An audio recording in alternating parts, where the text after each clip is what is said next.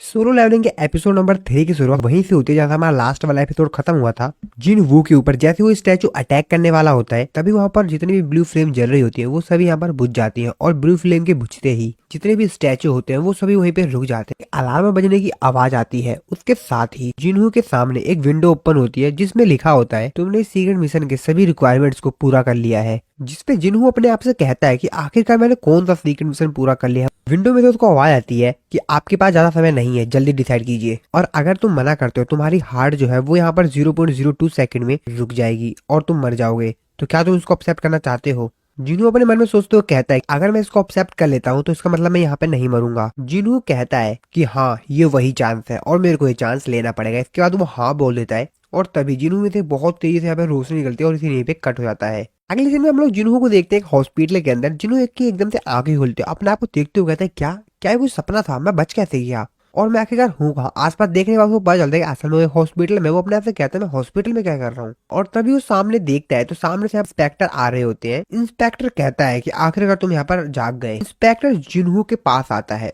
जिन्हू उसको देखते हुए कहता है कि तुम कौन हो। इंस्पेक्टर उसको बताता है कि मैं माफी चाहूंगा अगर तुम मेरे को देखकर सरप्राइज हो गए। जिसके बाद वो बताता है कि हम लोग हंटर गिल्ड के इंस्पेक्टर हैं। कहता है कि आखिरकार इंस्पेक्टर मेरे से क्यों मिलना चाहते हैं।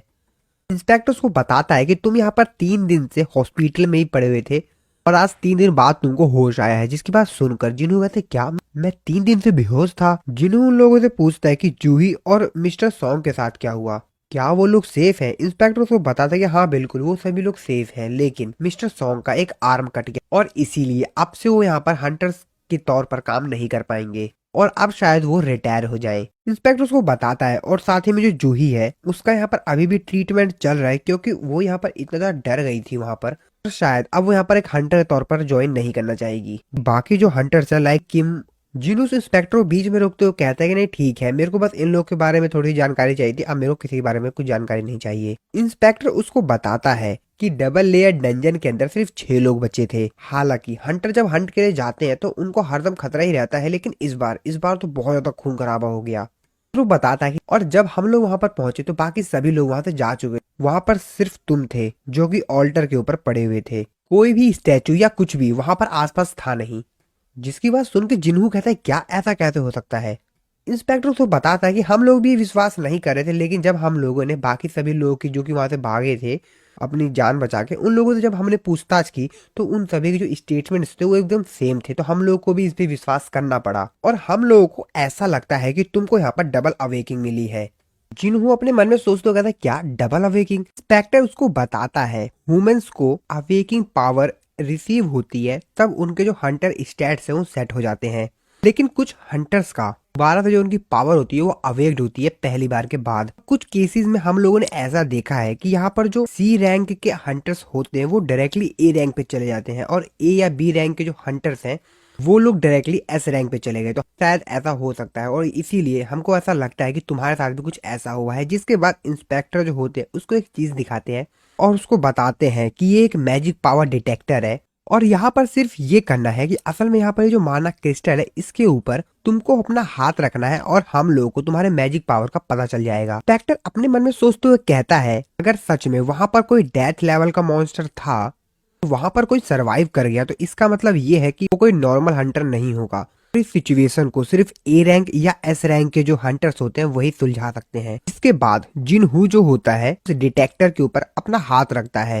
इसके बाद वहां पर रीडिंग होना स्टार्ट हो जाती है कि जिन्हू की यहाँ पर जो मैजिक पावर है वो कितनी है। डिटेक्टर होता है उसके अकॉर्डिंग जिन्हू की यहाँ पर जो मैजिक पावर है वो सिर्फ 10 है। इंस्पेक्टर कहता है कि कचड़ा कचड़ा ही रहेगा जैसा कि मैंने सोचा था। यहाँ तक कि जो सबसे लोएस्ट ई रैंक के हंटर्स होते हैं उनकी मैजिक पावर कम से कम 70 तो होती ही है। ऐसा लगता है कि हम लोगों ने तुम्हारे ऊपर बेमतलब का शक किया। ऐसा कहने के बाद इंस्पेक्टर जो होते हैं वो यहाँ से चले जाते हैं। जिन्हू कहता है क्या कुछ भी नहीं। जिन्हू सामने यहाँ पर जो विंडो स्टेटस होता है उसको देखते हुए कहता है कि क्या इस विंडो को ये लोग नहीं देख पाए। तभी विंडो उसको बताती है कि आपके पास एक मैसेज आया है। तो कहता है क्या मेरा जो पैर है वो तो अभी भी यहाँ पर है और मेरे चेस्ट पे जो यहाँ पर चोट लगी थी काफी गहरी वो भी ठीक हो गई है कि असल में सपना क्या है और सच्चाई क्या है। क्या मेरे को उन लोगों को ये बात बतानी चाहिए थी कि मैं यहाँ पर एक विंडो स्टेटस देख पा रहा हूँ। जिसके बाद जिन्हों जो होता है सामने स्क्रीन जो होती है उस पर टच करने की कोशिश करता है, मैसेज पढ़ने की कोशिश करता है, लेकिन अपने मन में सोच तो कहता है कि लगता है यहाँ पर ये टच स्क्रीन नहीं है और इसलिए मैं यहाँ पर इसके ऊपर क्लिक नहीं कर पा रहा हूँ। और जिन्हों जब ये सब कुछ कर ही रहा होता है तभी उसकी जो सिस्टर होती है वो वहां पर आ जाती है और उसको बोलती है कि ब्रदर आप क्या कर रहे हैं। जिन्हों की सिस्टर उसके ऊपर काफी ज्यादा चिल्लाती है और बोलती है कि तुम हर बार जब भी डंजन के अंदर जाते हो तो यहाँ पर इंजर्ड होकर ही आते हो, ये बात तुमको पता ही होगी कि मैं तुम्हारी कितनी ज्यादा चिंता कर रही थी। जिन्हों उसको इस बात के लिए सॉरी बोलता है। जिन्हों की सिस्टर उसको बोलती है कि बाकी सभी जो लोग डंजन से आते हैं वो एकदम सही आते हैं, लेकिन सिर्फ तुम ही हो जो कि डंजन से जितनी बार भी आए हो हर बार इंजर्ड होकर ही आए हो। जिसके बाद जिन्हों की सिस्टर उसके ऊपर चिल्लाते हुए बोलती है तुम अब एक बात समझ लो, एक बार और अगर तुम इंजर्ड होकर आए तो मैं यहाँ पर जो अपनी स्टडी है उसको छोड़ दूंगी और काम करना शुरू कर दूंगी। जिन्हों अपनी सिस्टर से पूछता है क्या तुमको यहाँ पर विंडो स्क्रीन दिखाई दे रही है, जिसपे उसकी सिस्टर को कहती है कि तुम्हारे सर में चोट लगी है, मेरे को ऐसी कोई भी स्क्रीन दिखाई नहीं दे रही। जिसके बाद जिन्हों अपनी सिस्टर से पूछता है गेम के अंदर अगर तुमको अनरीड मेल पढ़ना हो तो तुम किस तरीके से करोगे, जिसपे उसकी बहन बोलती है कि मैं यहाँ पर मेल बॉक्स को ओपन करूंगी। जिन्हों यहाँ पर मेल बॉक्स को ओपन करता है, मेल बॉक्स में उसको यहाँ पर दिखता है कि तुमको डेली क्वेस्ट कंप्लीट करना है जो कि है ताकतवर बनना। उसकी सिस्टर उसको कहती है ठीक है अभी मैं जा रही हूँ, मैं बाद में आऊंगी। उसकी सिस्टर ऐसे कहकर वहां से चली जाती है। जिसके बाद स्क्रीन चेंज होती है, वहां पे लिखा हुआ होता है कि प्लेयर की ग्रोथ में सिस्टम जो है उसकी हेल्प करेगा और अगर वो सिस्टम के ऑर्डर को फॉलो करने में फेल हो जाता है तो उसको यहाँ पर पेनल्टी देनी होगी। जिसके बाद यहाँ पर जिन्हों कहता है कि मेरे को तो यहाँ पर कुछ भी समझ नहीं आ रहा है आखिर ये बोल क्या रही है। जिन्हों याद करता है कि जब यहाँ पर वो ऑल्टर के ऊपर पड़ा हुआ था डंजन में तब इसी प्रकार के उसके सामने एक स्क्रीन आई थी।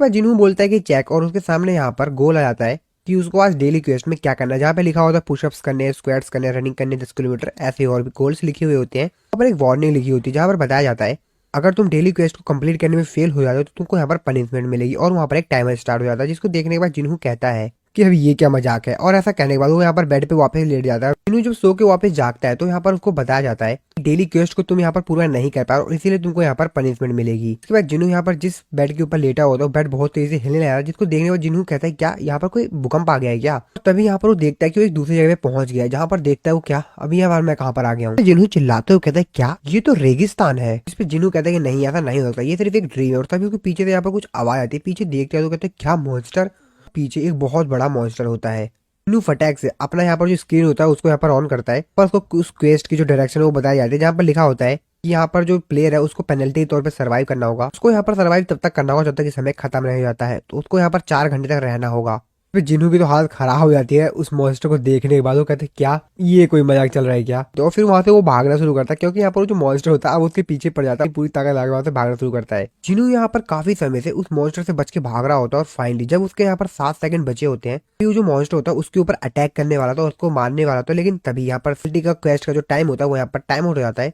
जिन्हों सीधा हॉस्पिटल में पहुंचता है कि स्क्रीन पे बताया जाता है कि आपका जो पेनल्टी क्वेस्ट था अब वो यहाँ पर कंप्लीट हो चुका है। और तभी यहाँ पर नर्स आती है अंदर और किसी को हेल्प के लिए बुलाती है। इसके बाद हम लोग अगले दिन का सीन देखते हैं। यहाँ पर 2 नर्सें आपस में बातें कर रही होती हैं। उनमें तो जो एक नर्स होती है वो बोलती है क्या तुम उस पेशेंट को जानते हो जिसका नाम सांग जिन वू है, मैंने सुना है कि वो एक हंटर है। जिस पे दूसरी नर्स उसको बताते कि हाँ उसको रोज यहाँ पर रनिंग करते हुए देखती हूँ, यहाँ तक कि उसको यहाँ पर सिर्फ होश में आए हुए सिर्फ कुछ ही दिन हुए हैं। मैंने इसके बारे में डॉक्टर से बात की, डॉक्टर ने मेरे को बताया कि हंटर्स जो है नॉर्मल इंसानों की तुलना में काफी तेजी से रिकवर होते हैं। इन वो को देखते हैं जो कि हम लोग को बताता है उसको होश में आए हुए 4 दिन हो चुके हैं। उसने यहाँ पर कुछ चीजें पता की हैं। पहली चीज, मेरे सामने जो स्क्रीन दिखाई दे रही है ये कोई इल्यूजन नहीं है, ये सच में है। हालांकि इस चीज को मेरे अलावा कोई और नहीं देख सकता है। जिनवू जैसे ही अपना यहाँ पर डेली क्वेस्ट पूरा कर लेता है उसको यहाँ पर रिवॉर्ड मिलता है, जिसके बाद स्क्रीन पे बताया जाता है कि आपको यहाँ पर एक रिवॉर्ड चॉइस करना होगा। जिनू यहाँ पर स्टेटस रिकवरी का जो रिवॉर्ड होता है उसको चूज करता है। उसके बाद वो यहाँ पर पूरी तरीके से एकदम दोबारा से रिकवर हो जाता है। जिनू बताता है कि उसने अभी यहाँ पर जो रिवॉर्ड चुना था उसकी हेल्प से उसने एक्सरसाइज के बाद जो भी यहाँ पर उसको थकावट हुई थी वो सबकी सभी रिकवर हो जाती है। इसके बाद जिन्हू बताता है कि यहाँ पर स्टैट्स पॉइंट्स है और यहाँ पर एक रैंडम बॉक्स आइटम है और स्टैट पॉइंट का इस्तेमाल करके मैं अपने कैरेक्टर के जो स्टैट्स है उसको यहाँ पर इंक्रीज कर सकता हूँ। और मैं यहाँ पर जैसे जैसे अपना जो कैरेक्टर का स्टैट्स है उसको बढ़ाऊंगा तो मैं और भी ज्यादा ताकतवर होता जाऊंगा। ये एक तरह से गेम की तरह है। इसके बाद अगले सीन में हम लोग जिनवू को देखते हैं जो कि हॉस्पिटल की रिसेप्शनिस्ट के पास जाता है। जिनवू रिसेप्शनिस्ट को बताता है कि आज उसको बाहर जाना किसी काम से, तो रिसेप्शनिस्ट उसको अलाउ कर देती है। अगले सीन में हम लोग जिनवू को देखते हैं जो कि स्टेशन पे आया होता है और अपने साथ वो एक की लाया होता है।